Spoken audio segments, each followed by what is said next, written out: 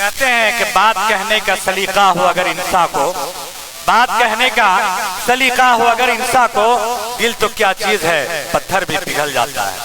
حضرات بہت ہی تیزی کے ساتھ اب میں حضرت مولانا مفتی مقیم رضا صاحب کی بارگاہ میں چلنے کی کوشش کر رہا ہوں۔ ان کا عنوان ہے معلم اور متعلم کے اوصاف اور ان کی ذمہ داریاں۔ ان سے گزارش ہے کہ آپ بھی پورا مقالہ نہیں تلخیص لے سنوائیں۔ مجھے معلوم ہے کہ جادو بیانی آپ کی بھی آتی ہے۔ یوں تو کائنات کا ہر تنفس لا ینحل مسائل سے دوچار ہے، ہر ذی روح کی زبان پر اب طریق شکوے ہیں۔ زمین کے معصوم کوپلوں سے لے کر خلا میں پرواز کرنے والی اب تری قوتوں تک ہر کوئی اپنا رونا رو رہا ہے۔ باپ کو بیٹے سے شکایت ہے، ماں کو بیٹی سے شکایت ہے، پیر کو مرید سے، امام کو مقتدی سے، اور راقم الحروف کو خود سے۔ مزے کی بات یہ ہے کہ ہر ایک اپنی پریشانیوں اور کلفتوں کا صحرا غیر کے سر منڈتا ہے۔ ان تمام میں ناچیز نے سب سے زیادہ اپنی بدحالی کا گلہ علماء کرام کو گلوگیر آواز میں کرتے دیکھا ہے، خواہ وہ آسودہ حالی کی قبیل سے ہو یا فارغ البالی کی قبیل سے یا پھر عالمانہ شان و شوکت میں حق تلفی کی قبیل سے۔ مزید برآں یہ کہ اپنی کمیوں پر نظر رکھنے کے بجائے ہمارے علماء بھی دوسروں کے مانند ان سب کا ٹھیکرا عوام کے سر پھوڑتے ہیں۔ مجھے اعتراف میں ذرا بھی تردد نہیں کہ گزشتہ کچھ زمانے سے عوام کا نظریہ علماء کے حوالے سے قدرے تبدیل ہو چکا ہے۔ اس کا یہ مطلب ہرگز نہیں کہ ہمارے ہر زوال میں 100% عوام ذمہ دار ہے۔ ہمیں اپنی کوتاہیوں پر نظر رکھنی ہوگی۔ پہلے ہمارا طرز عمل بدلا ہے، پھر عوام کی سوچ بدلی ہے، اور جب کہ سوچ بدل گئی تو نا امید ہونے کی ضرورت نہیں کہ بلکہ اب ہمیں محنت زیادہ کرنی ہوگی، نہ یہ کہ نظام فطرت یا اپنی قسمت کو ہی کوسنے لگ جائیں معاذ اللہ۔ ہمیں حضور غوث اعظم رضی اللہ تعالیٰ عنہ کی زندگی سے سبق لینا چاہیے۔ فی زماننا حالات اتنے خراب نہیں جتنے خراب سیاسی ماحول حضور غوث اعظم رضی اللہ تعالیٰ عنہ کے زمانے میں تھے۔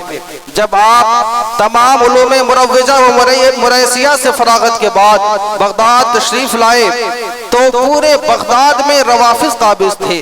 ممبروں پر حضرت سیدنا صدیق اکبر و فاروق اعظم رضی اللہ تعالیٰ عنہما کا محض نام لینے پر بھی علماء و مشائخ کو کوڑے مارے جاتے تھے۔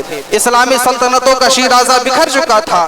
مزید یہ کہ آپ کے سامنے دیگر اولیاء و اقطاب زمانہ کا بھی چیلنج تھا، مگر حضور غوث اعظم رضی اللہ تعالیٰ عنہ نے صبر و ضبط کے ساتھ ثابت قدمی کا بہترین مظاہرہ کیا۔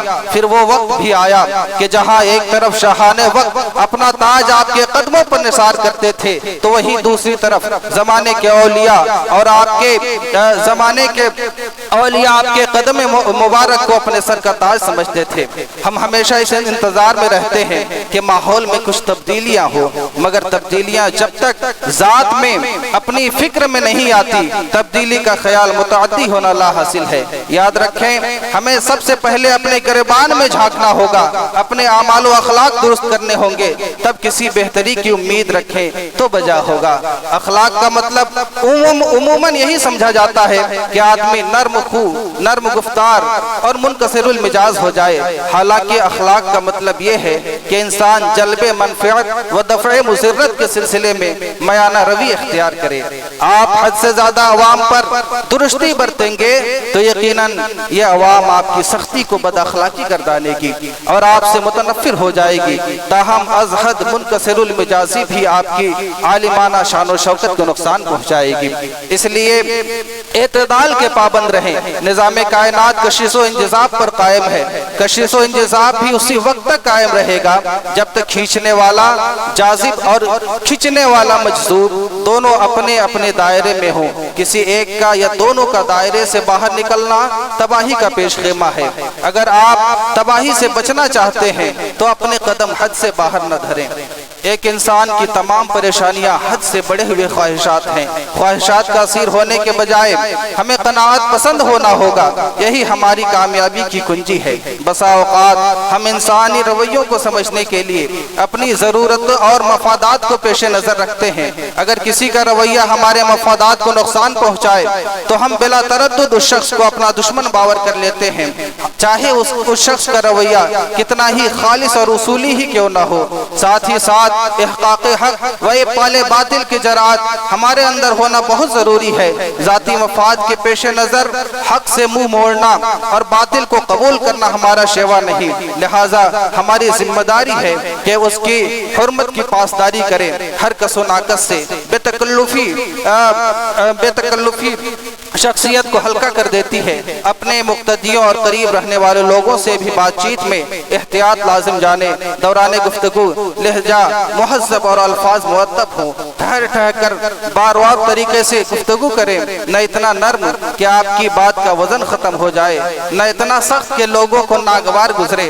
वज़अक़ता और लिबास के इंतखाब में भी एहतियात लाजिम है। आपका लिबास भी अवाम के मैलाने तबा का बाइस होता है। फिल्मी फैशनेबल लिबास से परहेज करें। सबसे जरूरी बात अपने फराइज के तई मुखलिस होना होगा। एक इंसान की मेराज यही है कि उसे एहसास जिम्मेदारी हो जाए।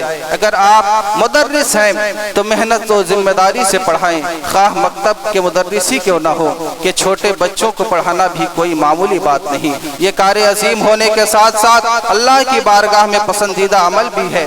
अगर आप इमाम हैं तो वक्त के पाबंद रहें, लोगों की इस्लाह करें, करने की कोशिश करें। अंदेशे तवालत के बाइस इतना ही। अल्लाह जल्लो आला हमारा हामी और नासिर हो। बेज़ाती के एहसासात के साथ आपकी बारगाहों में चंद गुजारिशात। उमा अस्सलामु अलैकुम।